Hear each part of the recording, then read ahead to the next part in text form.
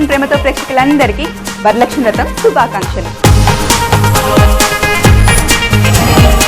ఈరోజు ప్రతి ఒక్కరింట్లో వరలక్ష్మి వ్రతం చేసుకుంటారు కదండి.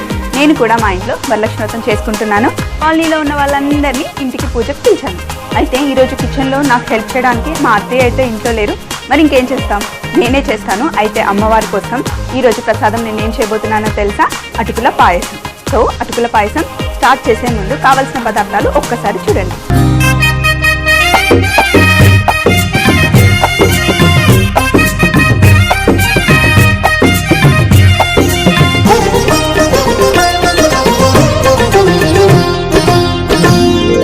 అటుకుల పాయసం చేసుకోవడానికి ముందుగా మనకు కావాల్సింది బెల్లం.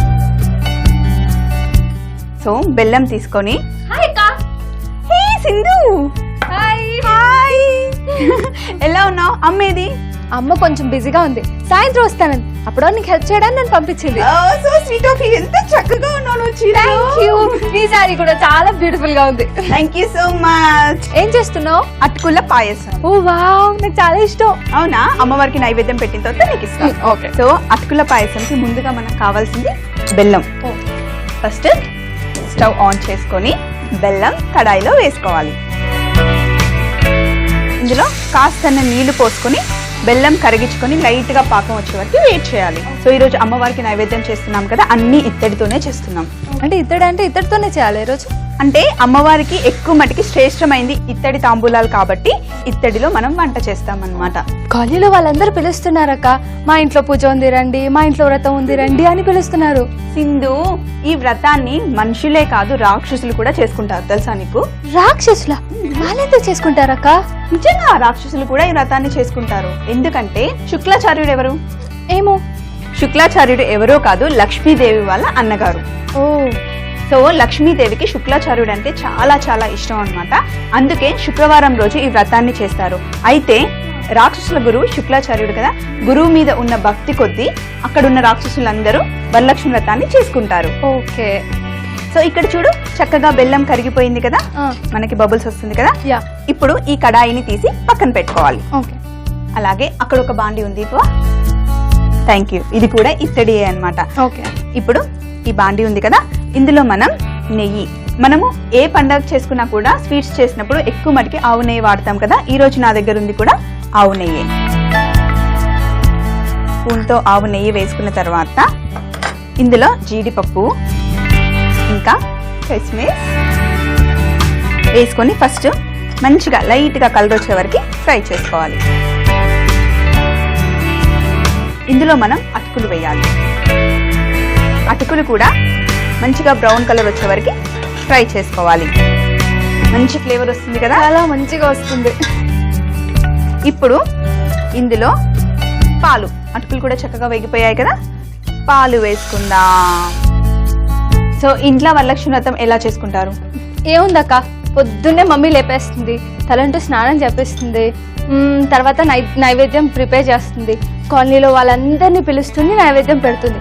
నాకు తెలిసిందల్లా ఒకటి ఫుల్గా నైవేద్యం తినడం అంతే. మరి మీ ఇంట్లో ఎలా చేసుకుంటారు? ఏముంది, పెళ్లికి ముందైతే మమ్మీ సేమ్ యాజ్ నువ్వు చెప్పినట్టు నేను మా ఇంట్లో అలాగే ఉండేదాన్ని. అత్తగారి ఇంటికి వచ్చిన తర్వాత మటుకి అత్తయ్య అయితే 9 రకాల నైవేద్యాలు వండి పెడతారు. సో అత్తయ్యకి హెల్ప్ చేసేదాన్ని. ఇప్పుడు నేను కొంచెం పెద్దదాన్ని అయ్యాను కదా, సో ఇప్పుడు అత్తమ్మ నాకు హెల్ప్ చేస్తున్నారు. కొబ్బరి పాలు కాస్త ఉడకాలి. సో ఈ రోజు వరలక్ష్మి వ్రతం కాబట్టి లక్కీగా సింధు నాకు ఇంత ఫ్రీగా దొరికింది. రోజైతే ఫుల్ బిజీగా ఉంటున్నావు కదా, సో ఏం చేస్తున్నావు, ఏ ప్రాజెక్ట్స్ చేస్తున్నావు, అసలు లైఫ్ ఎలా ఉంది? ప్రజెంట్ అయితే ఈటీవీ ప్లస్ సరదాగా కాసేపు చేస్తున్నాను. చాలా చాలా సరదాగా గడిచిపోతుంది. సెట్లో కూడా చాలా బాగుంది, ఫుల్ ఎంజాయ్ చేస్తున్నా. ఫుల్ ఎంజాయ్ చేస్తున్నావా? సో కొలీగ్స్ అందరు బాగా సపోర్ట్ చేస్తున్నారు? చాలా సపోర్ట్. ఇక్కడ మా కాలనీలో అయితే అందరికీ తెలుసు సింధు ఇప్పుడు మంచి సీరియల్లో చాలా బిజీగా ఉంది. ఒకవేళ ఆర్టిస్ట్ అవ్వకుండా ఉండుంటే సింధు ఏమయ్యేది? ఇంకేం లేదు, అంటే యాక్చువల్లీ నేను చిన్నప్పటి నుంచి ఒకటే గోల్, ఆర్టిస్ట్ అవ్వాలని. ఇంకా వేరే థాట్స్ ఏం పెట్టుకోలేదు. డెఫినెట్గా ఆర్టిస్ట్ అవుతాను అనుకున్నాను, అయ్యాను. చూసారా పిల్లలు, మీరు కూడా ఏదైనా ఒక గోల్ పెట్టుకున్నారనుకోండి, దాని మీదే దృఢంగా ఉన్నారనుకోండి, మన సింధు లాగా అలాగే ఆ గోల్కి రీచ్ అవుతారు. సో చూడు, ఇక్కడ నేను కొబ్బరి తురుము తీసుకున్నాను. దీని తర్వాత మనం ఇందులో యాడ్ చేయాలి. ఈ రోజు నేను అటుకుల పాయసం చేస్తున్నాను. స్వీట్ అంటే ఇష్టం అని చెప్పావు కదా, మళ్ళీ ఇంకా ఏవేవంటే ఇష్టం? స్వీట్స్ అంటే చాలా ఇష్టం. రస్మలై, రసగుల్లా, ఇవంటే చాలా ఇష్టం. మమ్మీ చాలా చాలా చాలా బాగా చేస్తుంది. హాట్ అంటే నో, ఓన్లీ స్వీట్స్. ఖాళీగా ఉన్నప్పుడు, షూటింగ్ లేనప్పుడు ఇంట్లో ఏం చేస్తూ ఉంటావు? నేను బుక్స్ చదువుతాను. బుక్స్ చదువుతూ ఉంటావు. ఎక్కువ ఎవరిని అడిగినా కూడా, ఆర్టిస్టులు నా దగ్గరికి ఎవరైనా వస్తే వాళ్ళని అడిగితే నువ్వు ఏం చేస్తూ ఉంటావు ఖాళీ టైంలో అని వాళ్ళని అడిగితే వాళ్ళు చెప్తారు, అసలు నాకు టైం దొరకదు, రోజంతా నిద్రపోతుంటాను. అఫ్కోర్స్, అంటే నిద్రపోకుండా ఇంకేం చేస్తానంటే బుక్స్ చదువుతా అంతే. సో పెద్ద పెద్ద డైలాగులు సీరియల్లో అంటే చాలా పెద్ద పెద్ద డైలాగులు ఇస్తారు కదా, మా దగ్గర సింధు అయితే బుజ్జి బుజ్జిగా చిన్నగా క్యూట్ గా మాట్లాడుతుంది. మరి అక్కడ పెద్ద పెద్ద డైలాగులు ఇస్తే ఎలా మేనేజ్ చేస్తావు? అంటే ప్రాంప్టింగ్ ఉంటుంది. యాక్చువల్లీ మా సీరియల్లో ప్రాంప్టింగ్ ఉండదు, డైరెక్ట్ డైలాగ్ మేము నేర్చుకొని చెప్పుకుంటాం. అంటే ఇంట్రెస్ట్ ఉంటే మనం ఏదైనా చేయగలుగుతాం. నిజంగా మనకి నిజంగా ఏదైనా ఇంట్రెస్ట్ అది చేయాలి అని అనుకుంటే మనం ఏదైనా సాధించగలమండి.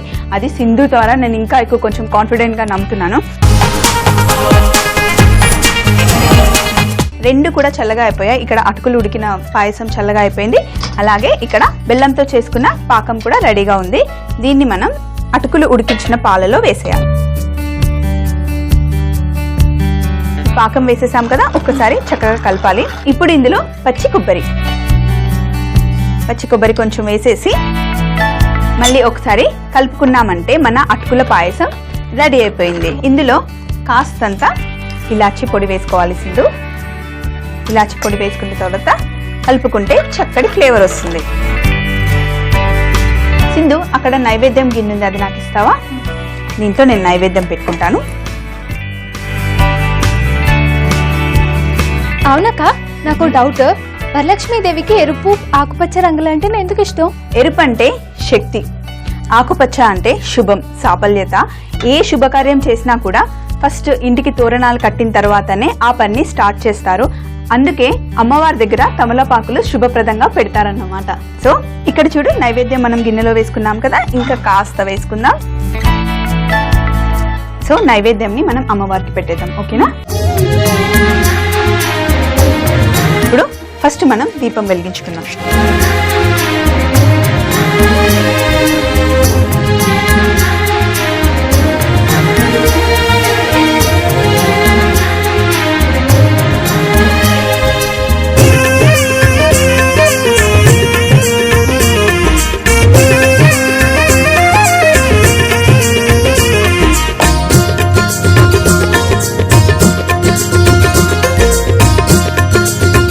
ధూపం వెలిగిద్దాం. అమ్మవారికి ధూపం అంటే చాలా ఇష్టం.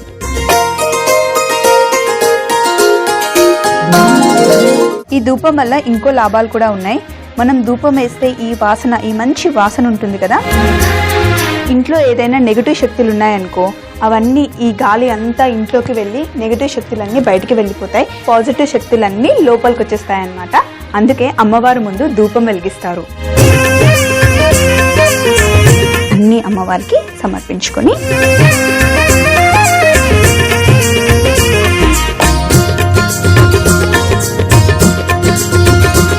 సో ఇప్పుడు నైవేద్యంని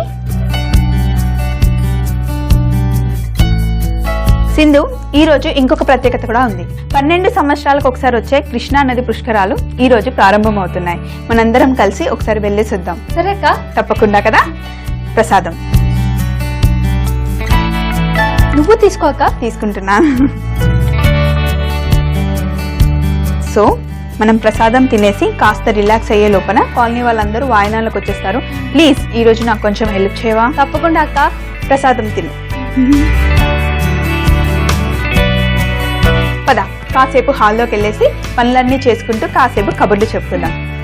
మీరు కూడా వరలక్ష్మి వ్రతాన్ని ఇలాగే బాగా జరుపుకోండి. ఈ సంవత్సరం మీ అందరికీ బాగా కలిసి రావాలి, ఇంట్లో సిరి సంపదలు బాగా పొంగాలి అని చెప్పి మనస్ఫూర్తిగా కోరుకుంటూ మీ అందరికీ మరొకసారి వరలక్ష్మి వ్రతం శుభాకాంక్షలు.